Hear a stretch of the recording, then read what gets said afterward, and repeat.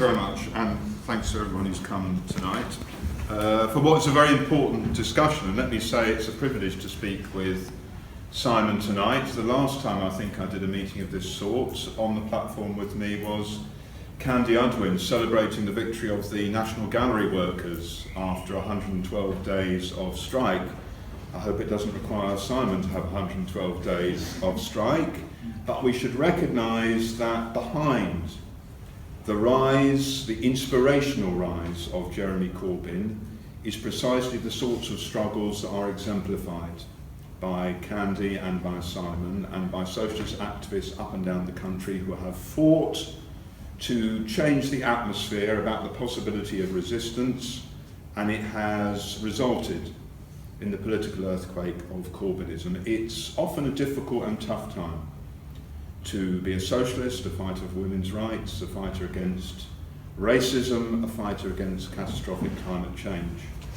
And therefore we need to celebrate when things occasionally go right. And on Saturday something certainly did go right. The fact that Corbyn was re-elected on 62% of the vote in the Labour Party, a higher number than the 59.5% that he had secured the year before, is a cause for unalloyed celebration by anybody who hates austerity, racism and war. It shows that the mood that produced Syriza in Greece or Podemos in Spain or the economic freedom fighters in South Africa or the Bernie Sanders campaign in the United States of America is also present in Britain. It shows that people want an alternative, they want change, and that when they break from right-wing Labour or from the Tories or from the poisonous hold of UKIP, they can be pulled leftwards, not just try to be pulled to the right. It's extremely important to understand that. Corbyn said in his speech today, and it's an important fact, more people have joined the Labour Party in the last 20 months than in the preceding 20 years. And it's almost inconceivable. Over 300,000 people voted for Corbyn in the leadership election. 560,000 people took part in the election. That's a complete transformation from the time of the general election in May 2015, when Labour seemed moribund, millibanded, hopeless, drifting rightwards, not able to offer any alternative to people. And it's absolutely clear that people have responded to Corbyn's call for an end to austerity, a challenge to racism, and a break with the policies of Blairism and imperialism that led above all else to the Iraq War. And the only way that Labour is going to win the next general election, if that's possible, is by being more radical in that way, to be more determined, to break from the ordinary mould. Only by inspiring people, by creating a mass social movement around him, can Corbyn win. We should recognise that Corbyn won despite massive odds. He defied the 172 Labour MPs who voted no confidence in him. He defied the vast majority of the media. He defied the bosses like Richard Branson, who tried to whip up a storm about whether he had or had not been able to have a seat on the train to Newcastle. I have to say, as someone who travels far too often on Virgin trains, if he was able to get a seat on the train to Newcastle, he did extremely well in my experience of it. He defied all of that and came out not simply victorious, but actually stuffed the right wing. Stuffed the right wing. They thought they would all resign after the 23rd of June referendum. They would point the finger at Corbyn. They would say, we're the ones who matter, we're the MPs, we're the ones who speak on the Today programme, as Tom Watson, the Deputy Leader, put it. We're the really important people. We're the really important people. And to be honest, the vote told them to piss off. And it's a clause for genuine celebration, because it says the people who matter, whether it's in the Labour Party or in the working class movement more generally, are the people at the bottom, the people, workers, ordinary people in society, not the peacock-like, pumped-up MP types at the top. And because of that, We have to think about how we build on it, what the possibilities are, and how we make sure that this is the start of a broader social process, because it's only the very beginning of something much broader that's going on. First of all, let's be clear that the right wing and the Labour Party are not finished. They will try and do over Corbyn. They don't like all this talk of socialism. They don't like all this talk of change. It's slightly cliche, but half of them fear that Corbyn will make sure that the Labour Party don't get elected, and the other half fear that Corbyn might get elected, and what he might then do in terms of a challenge to the system that they actually support. We have to think about that, but they're going to fight back. I saw Conor McGinn, who's an MP for St Helens, not a million miles from here, who said that he felt, as a member of the Labour right, that it was now like being in the film Zulu, but which he didn't identify with Africans. He identified with the British imperialists in the film Zulu. You would have thought someone who was the son of a Sinn Féin councillor and had done work experience with the African National Congress might actually have some sympathy for the Africans rather than the British imperialists at the Battle of Isandlwana in 1879. But nonetheless, this is their ideas. We are a minority, but we're going to keep fighting. We're going to undermine Corbyn, and eventually we will sweep him aside. And I did notice that Steve Rotherham, who's the Liverpool mayor councillor, candidate for the Labour Party, said, one day Blairism will return.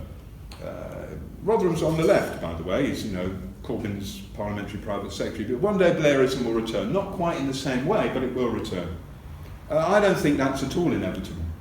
I don't think it's at all inevitable that the right will regain, but they're going to try and do it, and they've already tried to do it in the Labour Party conference yesterday.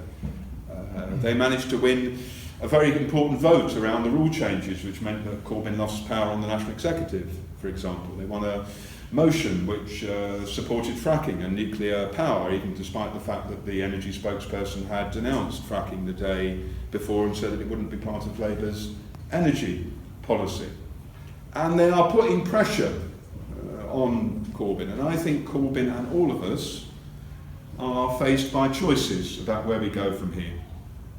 You see, one choice is for Corbyn to try and compromise with the right wing, to try and bring them back inside what's regarded as the broad, big tent of the Labour Party, to say to them, let bygones be bygones, let's unite. And to be honest, because the Labour Party is an electoral party, which sees the crucial thing as winning in the councils, winning in the mayors, winning at the next general election, there is an immense pressure on Corbyn to do this. To not call, for example, for deselections of the MPs who went against it. I mean, I think there's a danger with the whole deselections things, because it can absorb the entirety of activists' energy and initiative. It's very hard to deselect an MP. Let me tell you, I once was involved in attempts to do this. It's very, very hard to do it. It can be the whole of your life. But nonetheless, I'm for getting rid of these right-wing MPs. I think people who are 100% opposed to what Corbyn is trying to do, who are against any sort of socialist challenge, who believe that we should move to the right and scapegoat immigrants for the problems in British society, who don't give a damn about workers' rights, these people have no place in any sort of working class party, and therefore should be got rid of. At the same time, Corbyn is pulled the other way, which is why he doesn't mention deselections now. He doesn't mention deselections. He knows he's risen on a movement of activists who are opposed to these MPs. He doesn't mention the question of deselections. More worrying for me is the question of concessions over policy. And you saw it very clearly during the Labour Party conference in a speech given by Clive Lewis, who's the defence spokesperson.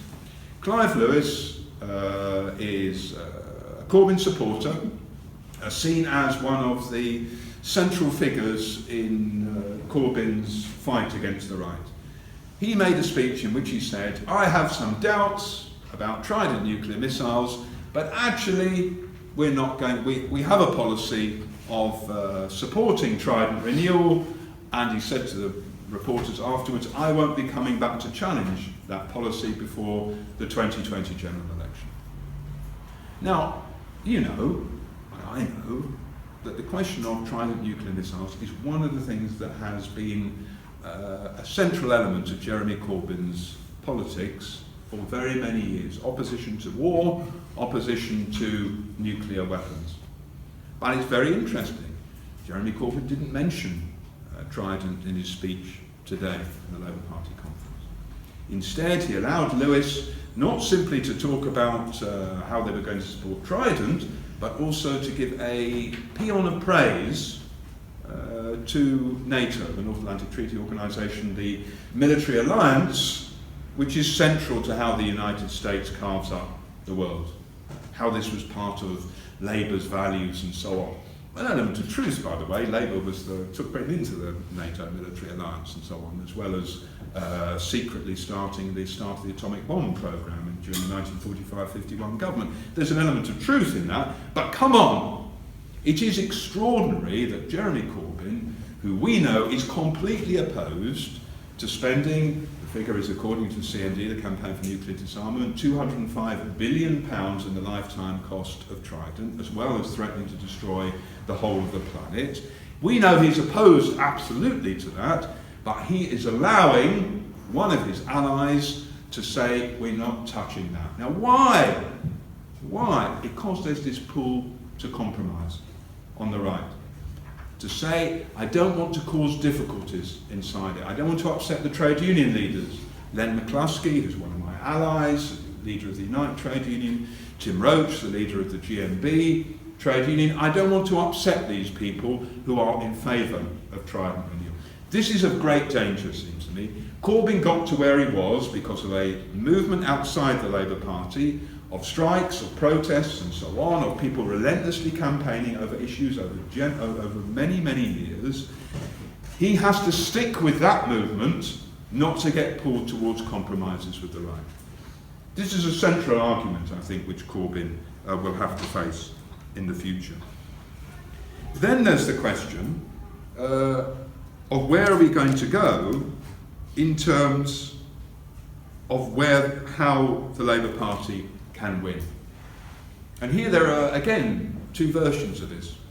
One is that all the Labour Party needs to do is to continue in the same old way, with Corbyn at the head of it, concentrating on elections, trying to recruit people to the Labour Party and making sure that they have a strong electoral challenge in 2020. That will mean turning away from the movement in the streets and on the workplaces. And I think that would be disastrous if Corbyn goes down that road. Because the reality is that unless there is a higher level of struggle, it will be very, very hard for Corbyn to win the election. This doesn't mean I go along with the right, Corbyn can't win the election. But come on, Labour didn't win in either 2010 or 2015 in the general election. Because Miliband and Gordon Brown before him had systematically held down, turned away from, spurned any sense that what mattered in society was people from the bottom fighting back in the workplaces, in the colleges, in the streets. And because of that, all the rotten ideas in society find it easier to get a purchase.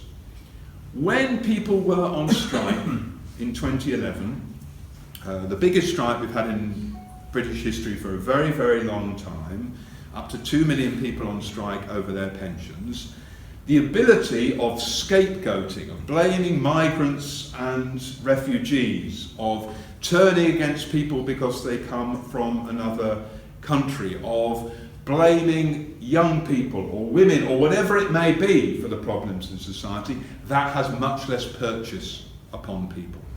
When there's no struggle, when people see themselves purely as individuals rather than a collective group trying to change the world, those ideas can get much more of a hold. And therefore, even if Corbyn wants narrow electoral considerations, he has to base himself much more on the mass movement rather than on manoeuvres inside the Labour Party. I understand why he wants to win over the National Executive and win positions inside the Labour Party for his movement and so on. In the end, that's not the crucial question. It's not the crucial question. look at the history of the Labour Party, whenever there's been a higher level of resistance in society, it's much more likely to end up with a Labour government. So even if you have a very narrow view, the movement is what matters. And here we have a problem. I said Saturday was a good day. It was a good day. But Saturday also showed us some of the difficulties. It was the same day they called off the junior doctors' strikes. And this is the two sides of our movement.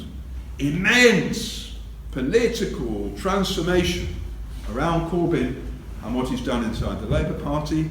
And the level of struggle is very, very low. Sorry to tell you, to impress you this, I'd rather not tell you this, but it's true.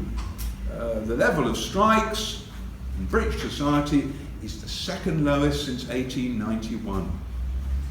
That's quite poor. And the number of workers involved, just to impress you a bit more, is the lowest since 1891. You know, and we have to face this reality, because real social transformation comes not really from what happens at the top of society. I'm not saying elections don't matter, but unless people at the base of society are involving themselves in changing things around them, it becomes very, very difficult to achieve social progress. And if you want an example, bizarrely, it was one that came in Jeremy Corbyn's speech today at the conference. He quite rightly, speaking Liverpool of course, lauded the Hillsborough campaign, which had got some justice at last for the 96 and their families who died at the Hillsborough 1809 tragedy. And he pointed out their campaign over 27 years had eventually achieved something. What courage and determination that represented. The problem though, 13 of those 27 years were a Labour government. It wasn't the Labour government that delivered justice for the Hillsborough 96. It was campaigning inside society. And it won't be, certainly before 2020, it won't be the Labour Party that will save the National Health Service, or stop the scapegoating of refugees, or allow the people who are suffering in Calais to come into Britain, or to stop the racism which leads to racist attacks, or hold back the police assaults upon black and Asian people and working class people in Germany. It won't be that will stop it. It will be whether our side gets organised to fight back. That's why the calling off the junior doctors thing is such a tragedy, because it could have been a continuing focus for everyone who wants to defend the National Health Service, who wants to say the privatisers need to be got rid of, who want to see a National Health Service that is maintained and developed instead of being destroyed, as the Tories are going to do if we let them. The Tories are not impossible to defeat.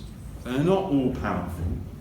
But unless there is more struggle, they will get away with murder, just as David Cameron got away with murder for all the defeats we inflicted upon him. The reality is, during David Cameron's rule and just before that, British workers' wages fell on average 10%, according to the TUC, the Trade Union Congress.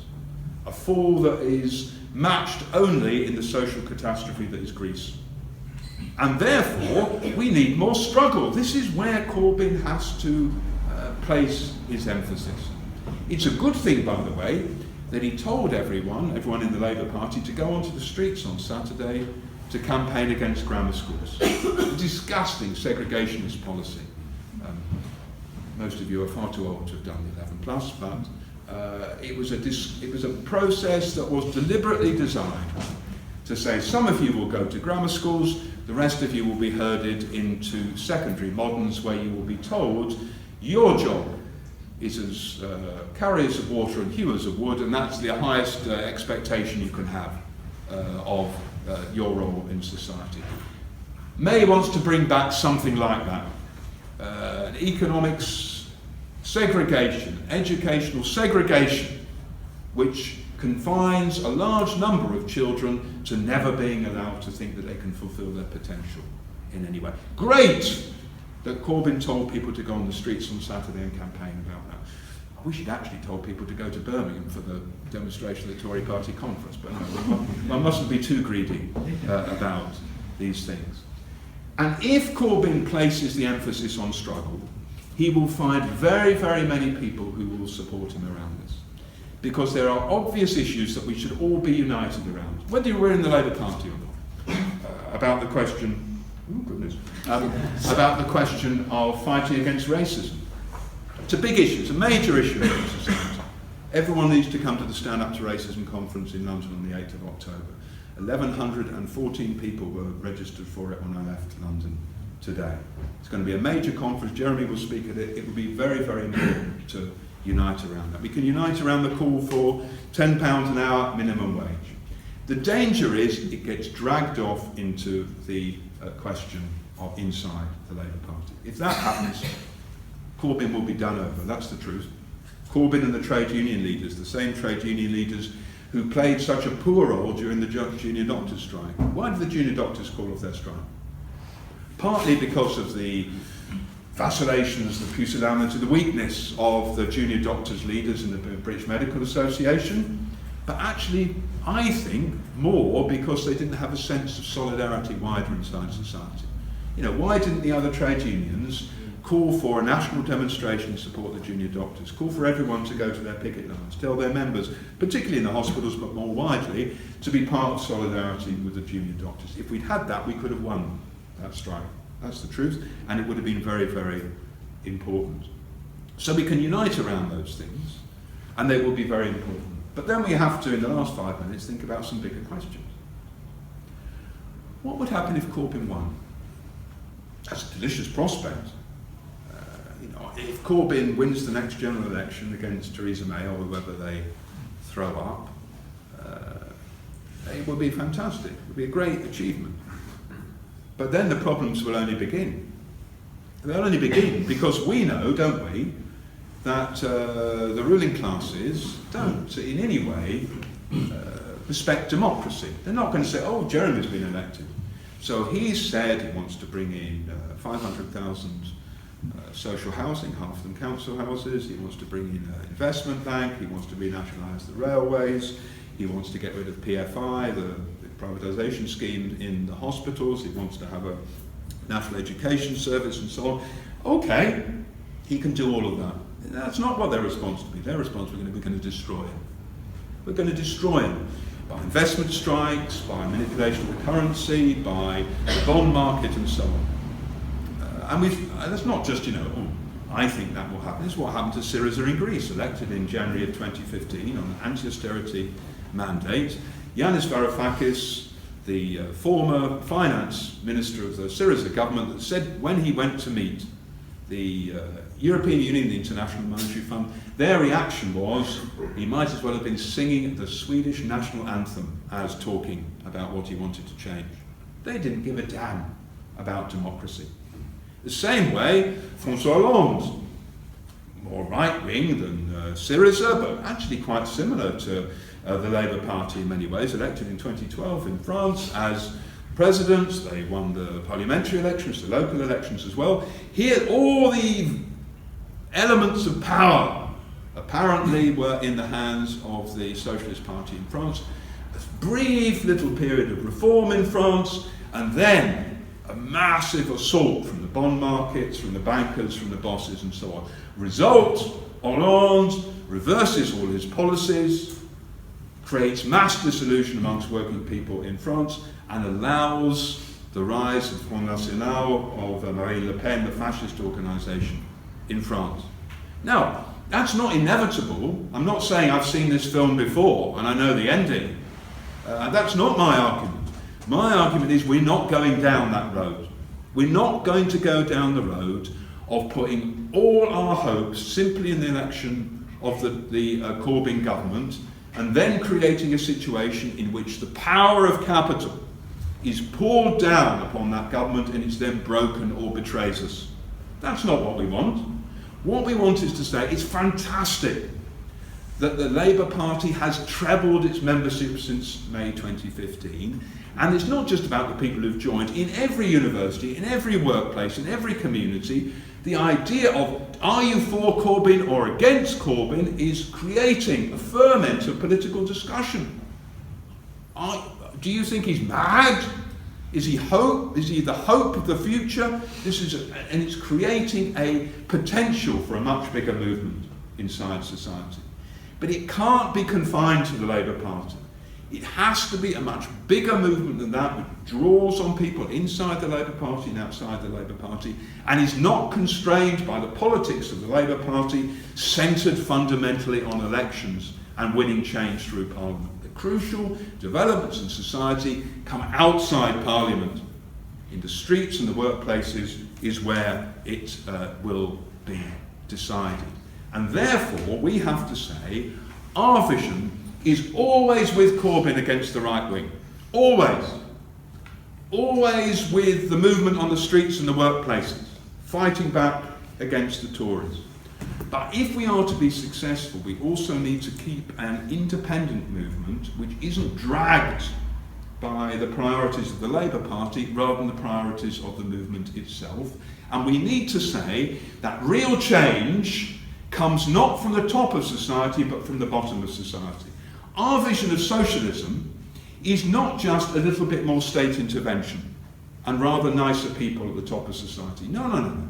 Our vision of socialism is a revolution from below of ordinary people beginning to challenge for a much broader democracy in society.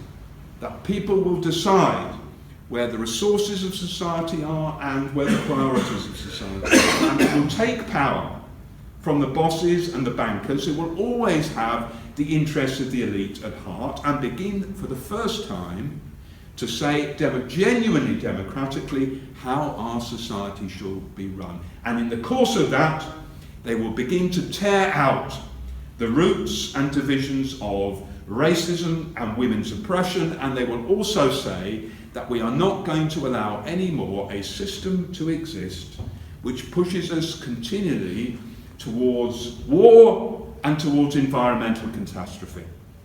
And that's our vision, and actually the mood in British society is beginning to show the potential for that sort of movement to rise again in our society. The potential for people to move beyond simply small piecemeal change or small changes at the top of society and fight for a society which generally serves the immense majority of society.